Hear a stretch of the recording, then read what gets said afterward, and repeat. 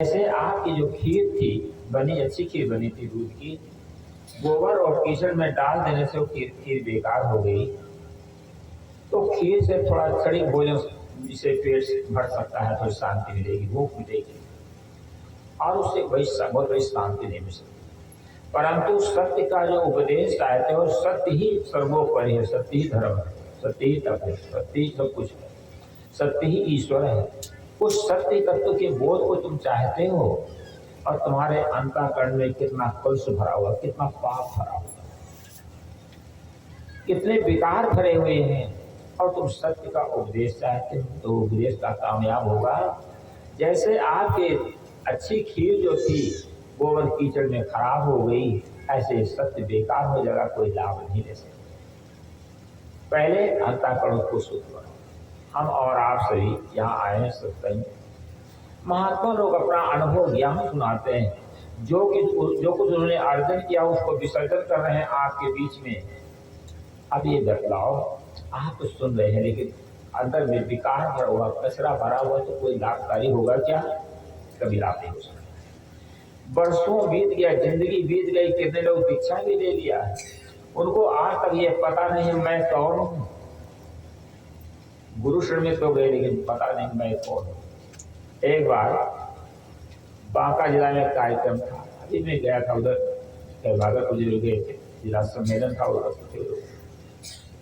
तो एक जो है सुखदेव नाम का व्यक्ति था, 85 साल की उम्र उसकी उसमें थी, अब तो बेचारा मर गया। उसने प्रांतीय सम्मेलन और जिला सम्मेलन करवाया कई बार।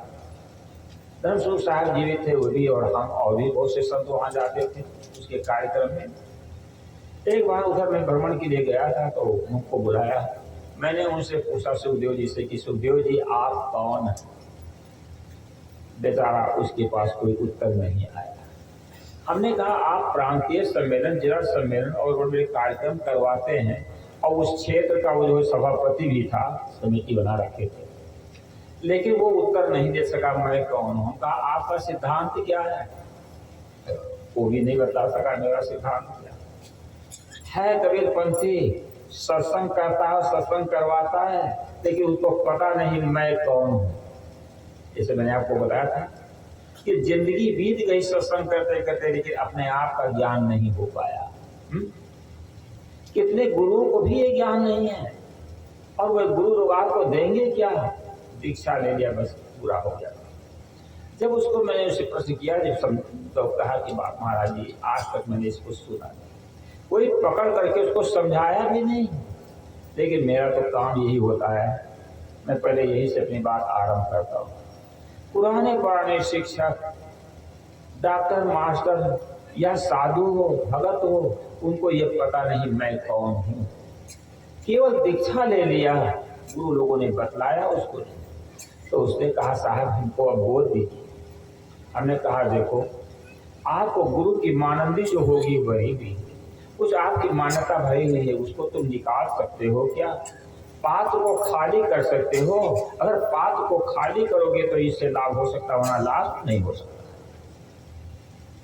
उसको जिज्ञासा थी समझने की। कहा हाँ महाराज छोड़ सकते। हम कहा गुरु की मानंदी को छोड़ पाओगे? क्योंकि गुरु की बहुत बड़ी मानंदी होती है, वो जल्दी निकल पाना बड़ा कठिन हो जाता है। और मैंने अनुभव किया है कि इतने जीवन में अगर कोई कहीं दीक्षा ले लिया है, उसके विवेक की आंख नष्ट हो जाती है। अन्य मतों में 98% ऐसे लोग हैं, अगर कहीं दीक्षा ले लिया किसी गुरु के द्वारा, उनको समझाना बहुत कठिन हो जाता है, वो नहीं समझ पाता है। 5% 2% है कोई समझ जाए विवेक, नहीं तो 98% उनको कोई समझा नहीं सकता। कबीर पंथियों में 95% ऐसे लोग हैं, अगर कहीं पर दीक्षा उन्होंने ले लिया है तो उनको भी समझाना बहुत मुश्किल होता है, वो भी नहीं समझ पाता है। क्योंकि गुरु का पक्ष, किताब का पक्ष, परंपरा के पक्ष में पड़ जाता है, इसलिए वो उससे वंचित रह जाता है। क्या फायदा हुआ? तुलसीदास ने कहा अंजन कहा आंख देख फूटे, बहुत कहो कहा लो। जिस अंजन या सुरमा दवा डालने से आंख फूट जाए, उस दवा से कोई लाभ होगा क्या? जिस गुरु के द्वारा आपके विवेक ज्ञान नष्ट हो जाता है, विवेक की आंख फूट जाती है, फिर वो बेकार हो जाती है, समझाने से उससे कोई लाभ नहीं होता। तो फायदा क्या हुआ गुरु बनाने से? इसलिए कहा गुरु करे जान के पानी पिए छान के। गुरु का जीवन में बहुत बड़ा महत्व होता है। और गुरु जैसा मिला था जल परमाने माछली कुल परमाने शुद्ध, जाको जैसे हो गुरु मिला ताकि तैसी बुद्धि। जैसे गुरु मिलता है उसी प्रकार से बुद्धि उसकी होती है। इसलिए गुरु का चुनाव करने में समझ बूझ करके काम करना चाहिए। नहीं जिंदगी व्यर्थ हो चली जाती है, अध्यात्म से वंचित रह जाते हैं, आध्यात्मिक आंख नष्ट हो जाती है। फायदा क्या हुआ जीवन में? आप धन कमा लेते हो, बहुत बड़ा मकान बना लेते हो, बहुत ही साधन जुटा लेते हो, परिवार बढ़ा लेते हो, सारी सुविधाएं इकट्ठी कर ली, लेकिन अध्यात्म विकास क्या हो पाया आपका?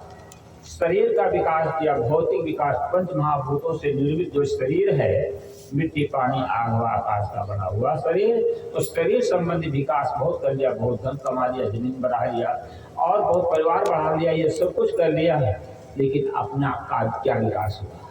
अपना तो और ह्रास हो गया। आप भी अपने बच्चों को स्कूल में पढ़ने के लिए भेजते हो, खूब अच्छी अच्छी डिग्री प्राप्त करा देते हो, डॉक्टर बना देते हो, मास्टर बना देते हो, क्या क्या बना देते हो, लेकिन क्या किसी को आदमी बना सके आज तक आप? आदमी जो है पढ़ लिख करके भौतिक ज्ञान प्राप्त करके आदमी नहीं बन सकता है। आदमी बनने के लिए इस स्कूल में एडमिशन कराना पड़ेगा, तब आप आदमी बन सकते हो।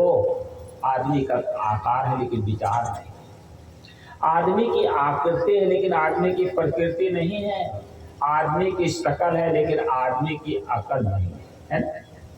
आदमी की शकल आदमी की तरह आदमियत न आए तो मैं क्या करूं? आदमी की शकल आदमी की तरह लेकिन आदमियत नहीं है। अगर कोई मांस खाता है, मछली खाता है, अंडा खाता है, तो क्या वो आदमी है?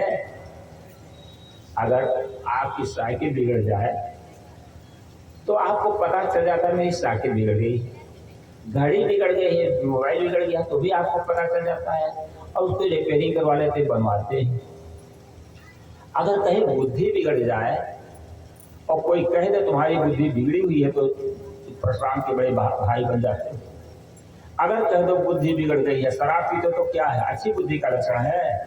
शराब पीते हो तो समझ लो बुद्धि बिगड़ी, चोरी करते हो बुद्धि बिगड़ी हुई है, झूठ बोलते हो तो बुद्धि बिगड़ी हुई है, किसी की हिंसा करते हो तो बुद्धि बिगड़ी हुई है। लेकिन बिगड़ी हुई बुद्धि है आपके पास, अगर कोई कह दे तो आपको बड़ी नाराजगी होती है। क्या कभी विचार किया? हाँ, जब सत्संग में आओगे तब ये पता चलेगा कि हमारी बुद्धि बिगड़ी हुई है। घड़ी आपकी बिगड़ गई तो टाइम नहीं दे रही है, दूसरी घड़ी से मिला करके समझ जाते हो घड़ी हमारी बिगड़ गई है, तो उसको रिपेयरिंग करवा दे, ठीक करवा देते हैं। लेकिन बुद्धि की रिपेयरिंग कहाँ पर होगी? है कहीं दुकान? दिल्ली, बंबई, कलकत्ता, मद्रास या विदेश में कहीं बुद्धि की रिपेयरिंग होती है? लेकिन हाँ, उस बुद्धि की रिपेयरिंग यहाँ होती है। अंगुल मार डाकू रत्नाकर डाकू की बुद्धि की रिपेयरिंग हो गई, एक महान संत बन जाए कि नहीं? ये महात्माओं को जो आप देख रहे हैं, कौन कौन घर से के बच्चे हैं, ये किस खानदान में पैदा हुए, गरीब घर में या अमीर के घर में पैदा हुए, लेकिन आप इनके चरण छूते हैं, इनकी पूजा करते हैं। कोई भी अपने बेटा अपने माँ बाप का चरण धो करके पिएगा क्या? कोई पीता है क्या?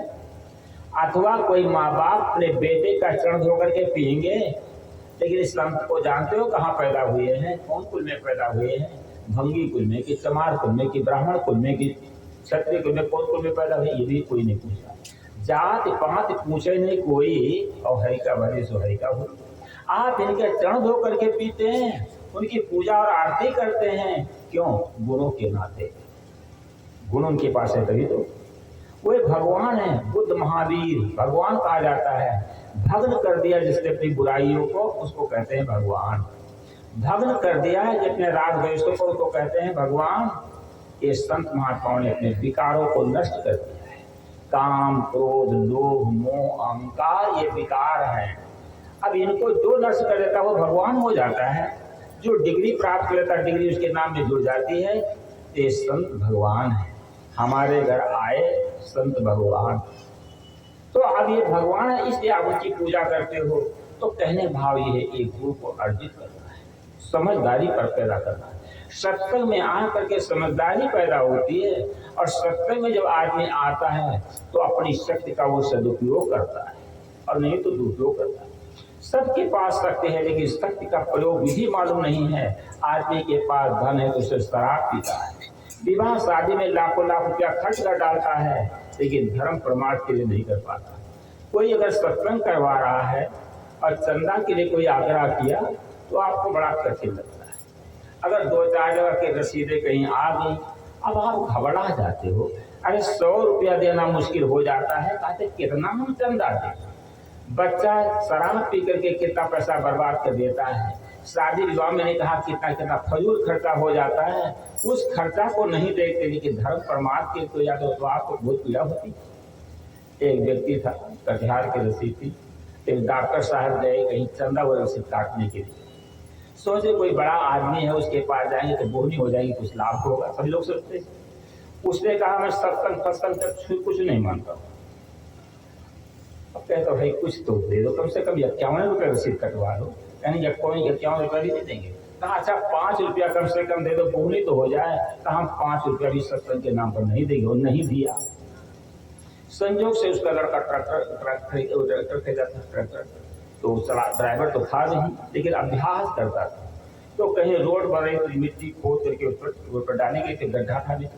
दरोगा जी की कहीं गाड़ी से जा रहे थे, बड़ी मोटरसाइकिल से, उसको अभ्यास था नहीं, और कहीं वो जो है हारी जो लगी हुई पीछे, उसमें दरोगा जी की गाड़ी फंस गई। दरोगा जी तो उधर गए, गड्ढा में चले गए, गाड़ी फंस टूट गई। 20,000 रुपया देता था, लेकिन 12 कितना खर्चा हुआ होगा। और दरोगा जी का मामला, अब थोड़ा ये बताइए, 5 रुपया के रसीद नहीं कटवा सका। अगर 5 रुपया कहीं सत्संग में देता, जो सत्संग के आयोजक होते हैं, अब उससे सबको भोजन कराते हैं ना, मांग जान करके लाते हैं, और यहाँ पर जितने लोग आते हैं सबको जलपान भोजन दिया जाता है। ये पंडाल की व्यवस्था की गई है, सब कुछ किया गया आपके सबके सहयोग से होता है। अब उसमें आपको देना कठिन लगता है। तो वही जो मैंने उदास सुनाया था सुबह टाइम में, कि पानी का पैसा पानी में और नाक गई बेईमानी। जाता है किसी न किसी रूप में, मियाँ जोड़े लड़ी लड़ी और खुदा जाएगा, इकट्ठे चल जाएगा। थोड़ा थोड़ा आप जोड़ते हो और गलत तरीके से धनार्जन किया है तो किसी न किसी रूप में निकल जाएगा, रहेगा नहीं। इसलिए अपनी कमाई का कुछ अंश धर्म परमार्थ में अवश्य लगाते जाओ। अगर लगाते रहे तो धन की पवित्रता होती है। जो जल बाढ़े नाव में और घर में बाढ़े दाम, और तो 2 हाथ से उलझिए यही सयानों काम। अगर नाव में पानी कहीं छिद्र हो गया, नाव में पानी बढ़ रहा है, तो दोनों हाथ से उसको उलीचा जाता है। अगर नहीं निकाले पानी को तो डूबेगी नाव, तुमको डुबा देगी। अब धन जहाँ ज़्यादा संग्रह किया तो डुबाएगा, उड़ जाएगा, साथ नहीं। कितने मुकेश हो गए, कितने तवांगर हो गए, और खाक में जब मिल गए तो दोनों बराबर हो गए। अंत में सबको बराबर हो जाना पड़ता है कि नहीं। अरे तो इसका प्रयोग विधि क्यों नहीं सीखते हो। और जिनकी समझदारी होती है वो अपने धन का धर्म प्रमाण में लगाते हैं। आप अपनी शक्ति के अनुसार लगाओ। एक बार एक राजा धर्मशाला बनवा रहा था। राजा ने कहा जो सबसे ज्यादा दान देगा उसका नाम सबसे ऊपर रहेगा। तो लोग अपना दान देने लगे, कोई लाख, कोई 2 लाख, कोई करोड़ भी दान देता है। सोचता है कि हमारा नाम सबसे ऊपर रहे। एक बूढ़ी माता थी, उसके पास मात्र 2 रुपया था, 2 रुपया और कुछ नहीं।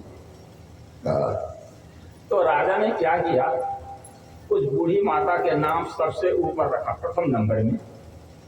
अब लोगों को ईर्ष्या हो गई, ये बुढ़िया इतनी दरिद्र है, 2 रुपया मात्र इसके पास है और इसका नाम सबसे ऊपर रखा गया। अब लोग शिकायत करना शुरू करते कि आप झूठ बोलते हो कि जिसने ज्यादा अधिक धन देगा उसका नाम सबसे ऊपर रहेगा। राजा ने कहा जिसके पास धन जो दिया है, जब जितना, जैसे मान लिया किसी के पास 1 करोड़ रुपया है तो 2 लाख रुपया दे दिया, और बाकी उसके पास और धन है कि नहीं। कोई मान लिया 1 करोड़ रुपया दे दिया तो उसके पास 10-20 करोड़ रुपया है, तब 1 करोड़ रुपया उसमें लगा दिया, उसके पास और धन है। बूढ़ी से पूछा गया तुम्हारे पास क्या है, कि महाराज हमारे पास 2 ही रुपया था, हमारे जीवन की सारी पूंजी 2 रुपया, तो उसने हमें लगा दिया। अब फला बताओ सबसे बड़ा दान किसका हुआ, बुढ़िया का दान हुआ कि नहीं। उसने सब कुछ पूंजी सब लगा दी और आपको कुछ बचा करके रखे ना, थोड़े थोड़ा दान दिए, तो सबसे बड़ा दान बूढ़ी का। यह बात समझ में आई क्या? आपका दिल इस प्रकार से है हम जो है वंदना करते हैं, वारो तन मन धन सबे पद पर खावन हार, केवल थ्योरी ये है ना, तन मन धन सब कुछ न्यौछावर कर दिया गुरु जी के नाम पर, लेकिन कितना गुरु के लेकर। एक तो भगत रहा तो उसका धनिया का खेत रहा, तो गुरु जी सोचे भगत का खेत लो, धनिया की पत्ती कुछ तोड़ ले। तो भगत कहता क्या, हे गुरु महाराज, हे गुरु महाराज, तन मन धन सब अर्पण की ना, और धनिया पात हाथ न देना। धनिया तो पत्थर है अर्पण की है, तन मन तो अर्पण की है, और वही दशा तो होती। अब आप क्या कर रहे हो, कितना अर्पण करते हो? अपनी कमाई का 10वां अंश तो गुरु को देना चाहिए, लेकिन नहीं दे पाते। बेईमानी है कि नहीं? 5 बेटे हैं आपके, 5 बेटों को उचित बंटवारा देते हो, अगर कुछ कम विशेष करो, चाहे कितनी भी जमीन हो, धन हो, लेकिन कम विशेष कर देते तो आप वंचित करते हो। अपनी शक्ति का उचित बंटवारा नहीं किया तो आपको पाप लगेगा, और धर्म के हक को अगर मान लिया तो नहीं पाप लगेगा क्या? 10वां अंश निकालो। आज जितने लोग यहाँ पर बैठे हैं, बहुत ऐसे लोग होंगे जो कि नशा विषय सेवन नहीं करते, शराब मांस तो नहीं खाते होंगे, शायद कोई खाने वाला हो। आज ये किसी संत और गुरु की कृपा से ही ये प्रभाव पड़ा कि आप नशा व्यसन से मुक्त हैं, मांसाहार से मुक्त हैं, बहुत सी बुराइयों से मुक्त हैं। किनकी कृपा है? गुरु की कृपा, संत की कृपा। तो अब संत की सेवा नहीं कर पाते हो, अब जैसे सेवा करोगे उसका फल उससे मिलेगा। एक तो भगत को ध्यान देता रहता हूँ, एक भक्त था, वो गुरु जी को स्नान करा रहा था। लोग शिवलिंग के ऊपर पानी चढ़ा देते हैं और कहीं पेड़ पौधे पर पानी चढ़ाते हैं, तो पेड़ पौधे पर पानी डालते तो कम से कम हरा भरा होगा, लेकिन आप शिवलिंग पर पानी डालते हो तो उस पत्थर क्या हरा भरा होगा? लेकिन मान्यता है कि शिव जी हैं तो आप पानी चढ़ाते हो, आपकी भावना बनती है कि हम शिव जी को जरा अर्पण किया, वहां पर पानी चढ़ाते हो। लेकिन किसी चेतन महापुरुष की सेवा को कितना बड़ा फल होगा। गुरु जी को कभी नहला दो, अपने बाल बच्चों को लोग नहलाते हैं, टट्टी पे साफ साफ करते हैं, बैल है, भैंसा है, गाय है इत्यादि को धोते भी हैं, लेकिन साधु के शरीर को कभी धोया है आपने? कभी नहीं नहला पाए होंगे, कभी लंगोटी भी नहीं साफ कर पाए, लेकिन वो